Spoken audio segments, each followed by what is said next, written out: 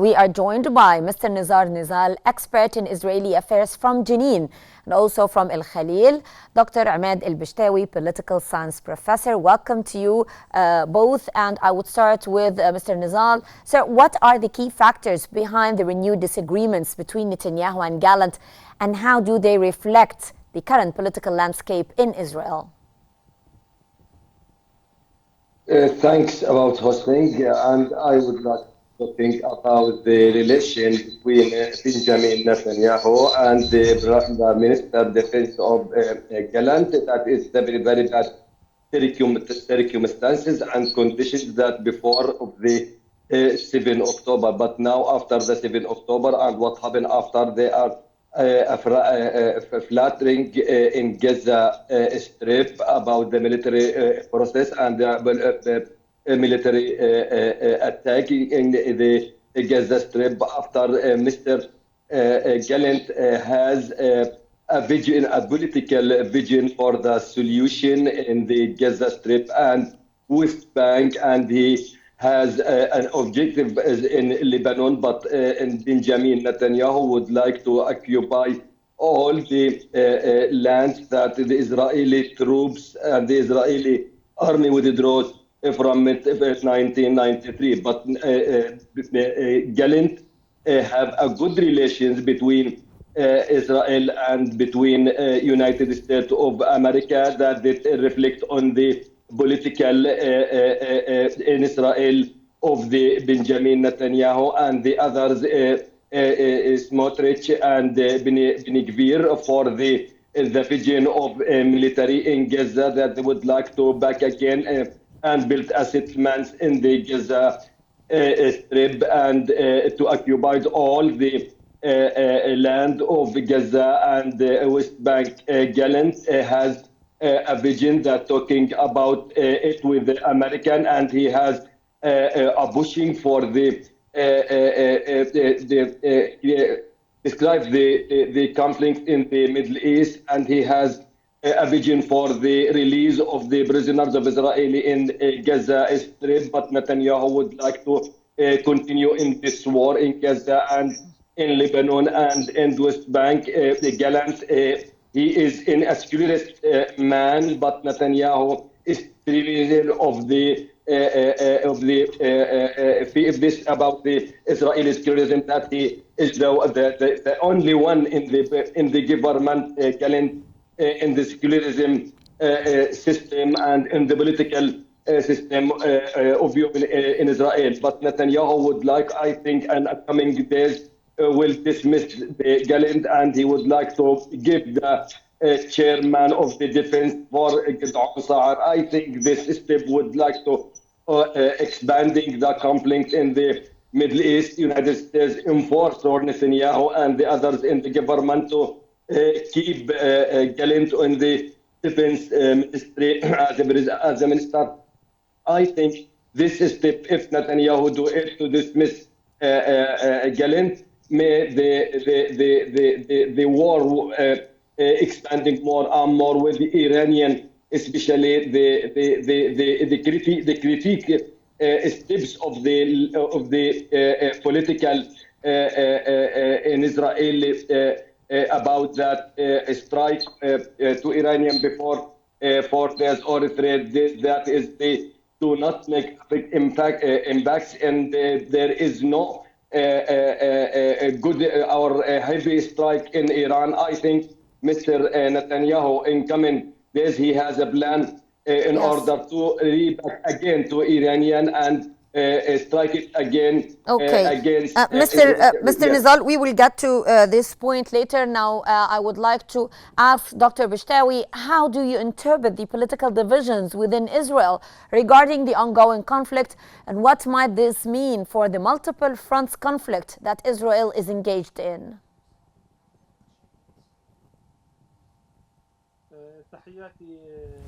I'd like to welcome you all. In fact, there are differences in the behavior of the Israeli opposition. So they opposed Netanyahu at a certain point for a certain confront, like the southern front line of Gaza. And in the northern front, they are totally lining up behind Netanyahu, and they are even more right-wing than Netanyahu himself. Yesterday, there was voting on stopping the work of UNRWA. The whole opposition supported Netanyahu. More than 92 Knesset members voted in the favor of the Israeli government resolution, and they were totally supported by the opposition. So in my opinion, this opposition is not strong enough to stop Netanyahu, because they do not have a clear vision and they do not have the charisma of or the attraction of the opposition. There is no charismatic figure to replace Netanyahu. At the beginning, there was dance, and he performed some roles after October 7th, but Netanyahu, with his intelligence, could drag him into the war council, and after the prolonged war, Dan's lost his character and he couldn't continue. He had to withdraw. Actually, in 2 cases, Benny Gantz was losing.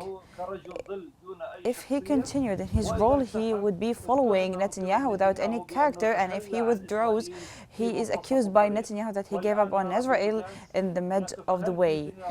We now see that Benny Gantz is supporting Netanyahu according to the polls in this regard. So there is no way to curb the actions of Netanyahu and his government. This can only be achieved by the unification of the opposition and creating a strong front with a clear vision, not being confused behind the Netanyahu's policies, because he leads them from one front to another, and sometimes he confuses them by putting them in front of very different options, like what he did in the northern front, and like what he did regarding UNRWA issues. The opposition supported him. But as for the Iranian or the strike against Iran, some people agreed and some people disagreed, but there was no clear vision from the opposition. There is no real criticism against Netanyahu, who made the Israeli army lose its compass. He refuses the return of the Israeli hostages. He refused to conduct a deal to achieve this. Everyone knows that Netanyahu doesn't want the return of the hostages because the price will be very expensive. That may reach the dissolving his government. That's why he's procrastinating. If he returns the hostages, the goals of the war and the justifications of the war would disappear. That's why Netanyahu is trying always to make an endless goal for this war. He keeps the justification of the hostage people. At the beginning, his reason was Sinwar, but Sinwar was assassinated and the deal was not concluded after the assassination of Sinwar. He tried to make the whole world feel that Sinwar is the obstacle. Yesterday, he said he agrees to a 2-day truce, but he never agrees to the stop of the war, and he will never be involved in negotiations for stopping the war. So Netanyahu doesn't want the end of the war, and this is the core issue. Netanyahu doesn't want to end the war. Understood. Mr. Nizal, can you elaborate on Gallant's statement about Israel fighting based on an outdated compass? What did he mean by that? I think Gallant, he is a general of military, and he has very bad feelings now, especially about the count of the Israeli soldiers killed, and he has a vision, a political vision, as we said before, and I think Gallant would like to hold a deal with the Palestinian resistance movements, and he wants to stop the war because he knows more and more about the situation in the army and the military of the defense of his land and his state, and he knows well he knows well what is the boring feelings in the leaders, especially in Gaza, because the war it is coming to be in second year, and I think the problems will be coming after a few days with the Netanyahu about the hope or the political vision for the especially about talking the citizens in Israel, and what is the end of this crisis, and what is the end of the prisoners that they are still in Gaza. What is the solution? This is a big question that has no answer about the Benjamin Netanyahu and the other alliance in Smotrich and Ibn Gvir. Gallant now in very bad circumstances in this government, and he feel in depression and frustration situation, especially Netanyahu do not have his vision or his vision for the deal with the a big crisis or expanding the war. It is a big fear now in Israel, especially after the declaration of the Iranian that would like to react again of Israel for hypersonic missiles and other weapons. Will we face this difficult here in Israel? I think, as I said before, Benjamin Netanyahu asked Gideon Sa'ar to has a man chair of the defense ministry for the still continuing in this war, and Gallant. Okay. Yes, I get your point, sir. Now I would go back to Dr. Pishtawi. How Benny Gantz calls for urgent action on detainees can actually reflect broader public sentiment in Israel, especially in the context of military operations.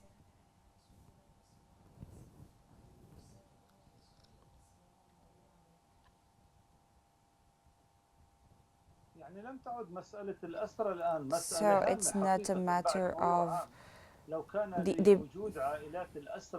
the hostages and their families are no longer effective. They no longer affect the decision making in Israel. And if there was a real pressure, Netanyahu would accelerate the conclusion of this deal. But Netanyahu is very good at maneuvers, and he managed for a whole year to silence the families of the hostages. There are weak voices. Even the opposition no longer go in protests in thousands, because the street, the opposition and the army in Israel are very concerned and occupied by the northern front. That's why there are no demonstrations on Saturdays with tens of thousands of people. They no longer exist, and despite there were demonstrations including tens of thousands of people, they couldn't practice pressure on Netanyahu to conclude a deal. But let alone the situation now where there are no demonstrations. Some hundreds go and demonstrate before the house of Netanyahu, which is very normal. That doesn't cause pressure for Netanyahu's government. Again, Netanyahu could stay for a year,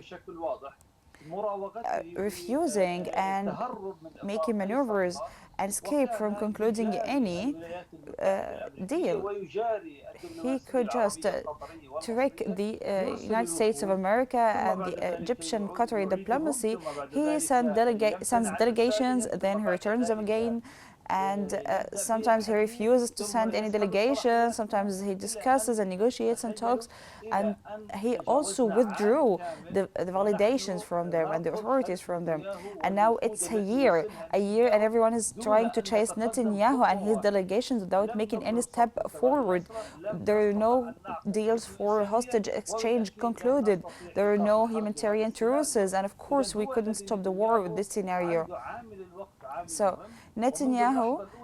for Netanyahu, the time factor is very important, and from the very first moment, he put a bet on making the war prolonged, and he put suspended goals that cannot be achieved. Whenever he is asked to end the war, he says that the goals of the war are not achieved yet. They're hostage, and Hamas is strong, and everyone realizes that Hamas is weakened massively. We know that the hostages are dying every day and Israel is losing them. However, he still puts a slogan of these goals to silence any voice asking him to stop the war. The same applies to the northern front. Hezbollah sent messages to agree to the resolution 1701, but Netanyahu is still procrastinating, and he thinks about resolution 1701 in a manner that goes in line for him with his policies in this issue, which is prolonging the war in the northern front and the war with Hezbollah. So practically, all the wars of Netanyahu depends on time. And now he is waiting for the results of the American elections next week. In the light of these elections, the features of the new phase will be identified, because Kamala Harris has a certain view for this issue and Trump has a different point of view regarding this issue as well. So we have to wait until next week. Then we will try to read the war and its direction in the light of the winner of the American elections. Okay. Mr. Nizal, briefly, please, how might the internal divisions within the Israeli government affect Netanyahu's policy decisions regarding the ongoing conflict in the coming months in Gaza and also in Lebanon? There is no division in Israeli political leaders. If we would like to talking about the war, that is the war support the people and the citizens next the war. It is about the division. There is no a big division in Israeli political leaders that affect on the policy of this government. Back again with me from the 7 October that they are gathering and they are manufacturing the situation and a unique government that Gantz and is in court and Netanyahu and all them in one government after 7 months that they are have a few division in Israeli about the streets after today. Okay, Doctor. Now, sir, I would also like to ask you, Mr. Nizal, about how critical is it for Israel to revise its war goals in light of evolving threats, especially in the context of its engagement with Iran, in your own opinion? Yes, I think about Iranian would like to back again to react about the attack Israel. Now, the leaders in Iran talking yesterday about the attack Israel and launch a lot of missiles and hypersonic to the Israel and Israel today in this morning talking about the another attack to Iranian because that Iranian would like or try to assassinate Netanyahu before 1 week or 2 weeks ago. Yes. About the drones that coming from Lebanon. I think this situation between Israel and between Iran will continue and be more expanding. I think in the coming months or in the other talking, we would like to talking about the a big war in the Middle East between Israel and between Iranian because Iranian yes. have an idea today that Israel would like to destroy the nuclear centers in Iran. Okay, my final question to you, Dr. Bishtawi, with threats of coalition disruption from the ultra-Orthodox parties, how stable is Netanyahu's government in the face of the ongoing military challenges?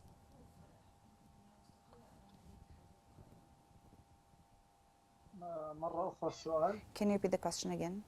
Yes, I was just asking you, sir, about the threats of coalition disruption from the ultra-Orthodox parties. How stable is Netanyahu's government in the face of the ongoing military challenges?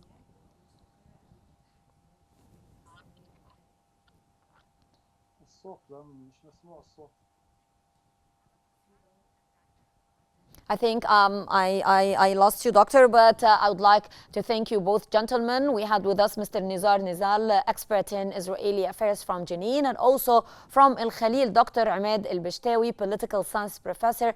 Thank you both for your valuable insights.